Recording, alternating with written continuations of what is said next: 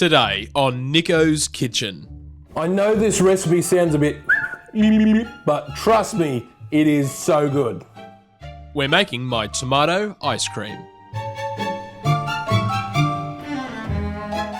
So firstly, what we're going to do is grate our tomatoes. Now the tomatoes I've got here are nice and ripe. Now make sure your tomatoes are nice and ripe because the flavour is at its best. Vine ripened tomatoes are just amazing in their flavour. So if you can afford them, use it because it's going to make the ice cream so much more flavourful. Now I've just got a sieve over a bowl and that's going to stop all the skin and seeds going through because essentially all we want is just the juice. So just start grating away at the tomato.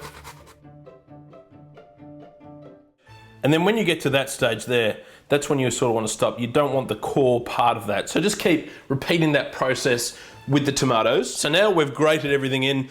What I want you to do is just grab a spoon and press down because I want to get all that juice, all that moisture out of that tomato pulp. So this is exactly what I'm after, all the flavour and goodness just in that beautiful, almost tomato concentrate. So just into a large bowl, I'm now going to be putting in some thickened cream. Now if you can't get thickened cream, just use some whipping cream and then just mix it up until you get some nice soft peaks. So now I'm going to pour in the juice of the tomatoes that we did.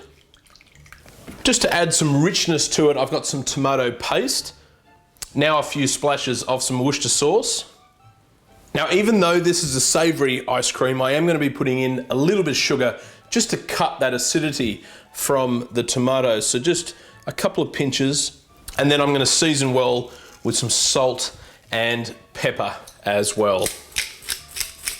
So we're just going to use a whisk and we're going to give this a good mix around, get everything combined really well, and that is all we have to do. Now, we're going to pop this in the ice cream churner.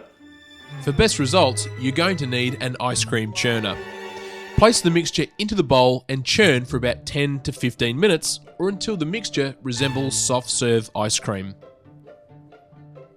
Place into containers and then into the freezer for 3 to 4 hours to fully set. Serve with lettuce, cooked prawns or shrimp, basil leaves, and for an optional special treat, some caviar. Now all we have to do is get stuck into this bad boy.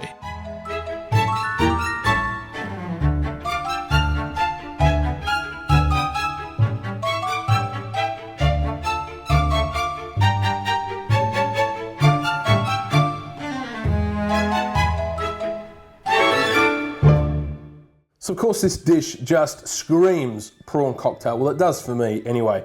It's got all the flavour elements there that you would find in a prawn cocktail, but this is just sort of a more summery take on it, or a spring take on it with this tomato ice cream.